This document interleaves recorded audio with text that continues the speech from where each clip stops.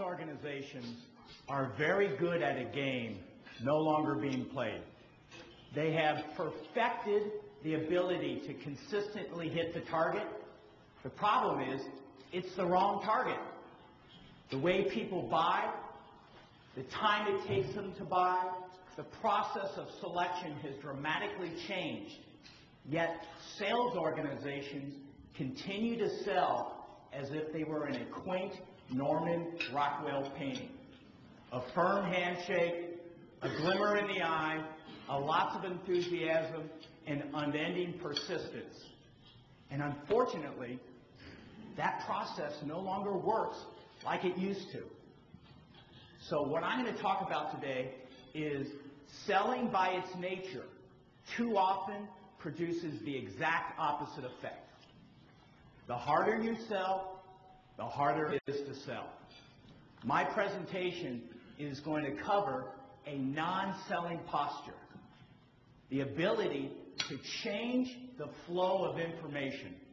That's the dramatic change that has happened in the last 10 years, is the internet economy, or the information economy, has basically neutralized the value proposition of salespeople. In order for salespeople and sales organizations to gain the attention of their clients, they have to change the flow of information. And that flow has to go from us initially establishing value by giving out information, and now we have to change the flow to get information. The key is we have to get valuable and sensitive information, not just requirements, not just specifications, not just what their needs are. And that is the remaining competitive advantage you have over your competition.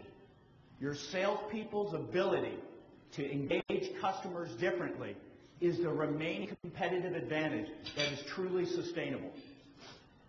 So what I'm going to talk about is how can you come up with a different message and a different appeal to your customers so that you get more attention from them, but most importantly, you find out as quickly as possible, do they have a compelling reason to change? It's not about us. It's not about our product. It's not about our company. It's not about our credentials, our credibility. It really is about the customer's ability to decide whether they want to change, and for us to facilitate the process and have them look at their business with a fresh approach as to, do they need to change? What are the costs of change? And what's the process for change? And sales then becomes a facilitation. We're simply helping our customers make decisions independent of our own agenda as to what's in their best interest.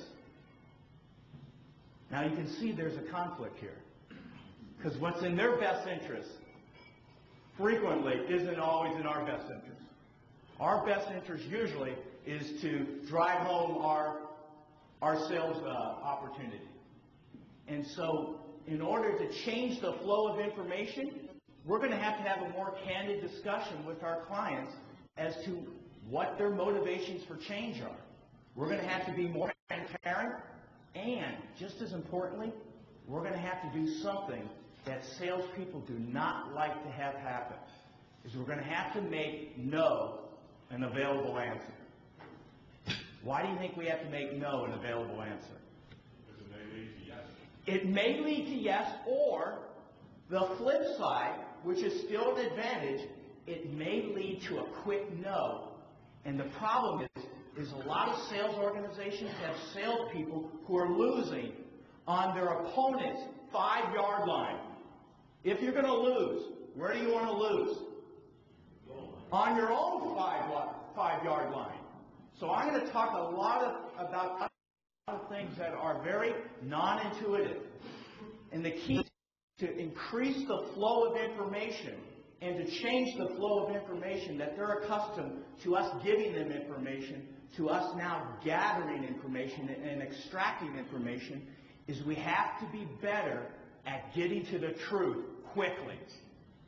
And we know the two parties in the sales engagement aren't too comfortable with the truth.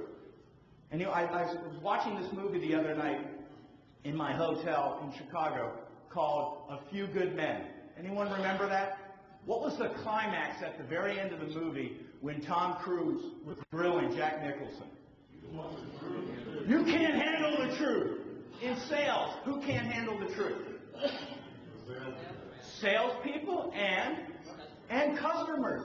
So it's a vicious cycle of misinformation. Prospect smoking salespeople, salespeople smoking prospect, and then we bring in management, and it becomes a whole big cluster.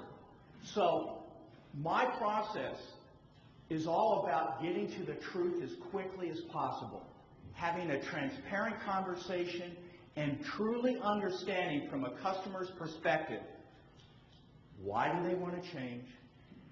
What is the cost of change? And then just as important, what are the variables in change? Because your biggest competitor in all of your marketplaces is a company that's huge that you don't always address. And it's called Status Quo Inc. It is the single largest ferocious competitor in your marketplace. And most companies don't have a sales strategy to be able to understand how the status quo plays in the decision process. Because generally, they're too egocentric or product-centric on their own offering, and they're too inclined to sell. They love selling. My message today is selling so often produces the exact opposite effect.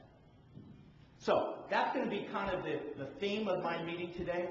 I want a lot of interaction. Peggy promised me, even after a pub crawl, that there's going to be a lot of interaction. Otherwise, I promise you, this is going to be a boring presentation. I've got 130 slides to fall back on if I don't get any feedback. And I can just read off of them and have a very easy hour in the morning. So, with that in mind, what are the biggest challenges? What are the biggest issues you face? What would you like to leave today with at the end of our hour and 15 minutes? What would you like to leave with a different spin or maybe a confirmation that you're on target? So, biggest challenges, biggest frustrations. We were just talking about it about 10 minutes ago. A lot of us can't even get in front of customers. We can't even get them on the phone to get the appointment to get the no. Okay. So that's the big Now I'll address that real quickly. That's more of a marketing issue in the sense that I can only help you once you get the person on the phone. I don't have any magic or marketing tactics. But let me address, though, the biggest concern. First name? Mitch. The biggest concern is, in principle, why do customers feel reluctant to talk to us? Even if we get them on the phone, why do they give us so little time? I mean, I've been doing this for 25 years. The biggest change I've seen is a face-to-face meeting typically hasn't changed that much. But getting someone on the phone and getting them to interact with you and share information, that is the single toughest thing. Why do you think they don't want to share information and have a meaningful conversation? Well, not only that, what do you think they're getting from us that they think of as noise? selling. We're selling. We're too inclined to sell. We love to sell. And they don't like to buy from people who like to sell. The problem is they don't perceive us bringing value. And my message today is the only value left to you is your ability to gather information. You're paid and rewarded for your ability to get information, not answer questions. That is truly where customers will grant you more time and give you greater due consideration, is if you're able to interact with them and elicit information that they're comfortable in sharing. We need to ask questions that they're more concerned about answering than us asking questions that we're more concerned about hearing. And that's the problem, I think, Mitch, is when we get them on the phone, they won't give us much time because they don't perceive that their time will be well spent. I believe they will give us a little more time if we're good at getting quickly to understanding the emotions of why people change. If we quickly identify and get to the bottom line and almost use as a litmus test common problems, common frustrations and challenges, and simply ask them, do you have these problems? Are these worth us having a meaningful discussion?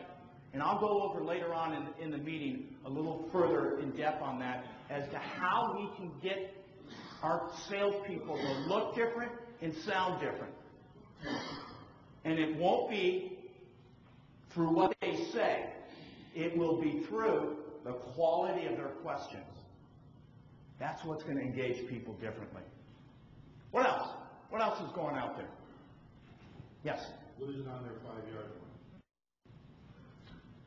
We're losing on our 5-yard line. No, their 5-yard line. Okay, their 5-yard line. What do you think is happening that they're finding out way too late in the sales process that they're getting to know?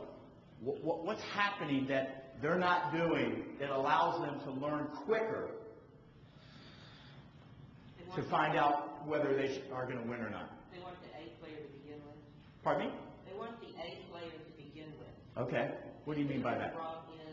They could have been brought in by a purchasing agent who just needs to get additional pricing to Okay. quantify the fact that he's already going to go with his first choice. Okay. And the sales rep wasn't intuitive enough or didn't ask the proper questions to know that they weren't the A player. You got to get your salespeople comfortable asking difficult questions up front. First name? Gwen. Gwen, you've been using XYZ company for the last 5 years. Based on our conversation, you say you're happy with them. Why would you consider changing? But why do our salespeople fear asking that question? Because they're fearful of no. So you have to, I believe, as sales managers and business owners who manage salespeople, you've got to create a climate to get your salespeople to accept the inevitable and encourage them to ask the tough, hard questions and, most importantly, have a sales process that they follow that allows them to predict sooner when they're going to lose and when they're going to win. That's the one thing I'd like to help with you today, and I'm going to go over later on a systematic sales process that will give you greater predictability in knowing when you're going to win and when you're going to lose, because that is the single biggest frustration, I believe, in today's sales climate, is that you have salespeople who win and they don't know why, and they lose and they don't know why. And they don't believe they have control or leverage.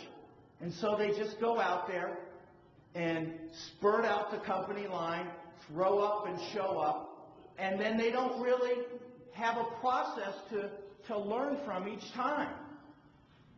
So that's where I'm going to really try to leave you with something tangible, is something that you can take back to your organizations with a more systematic sales process.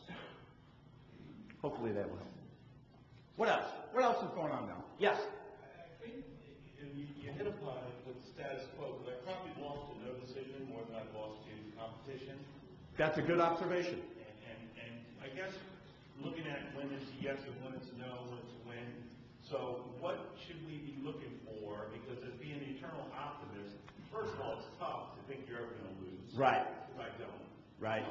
And then the other thing is to try to help us with some of the signs that are leading down the path of the no decision, or how to handle, like, the most frustrating thing I've ever come.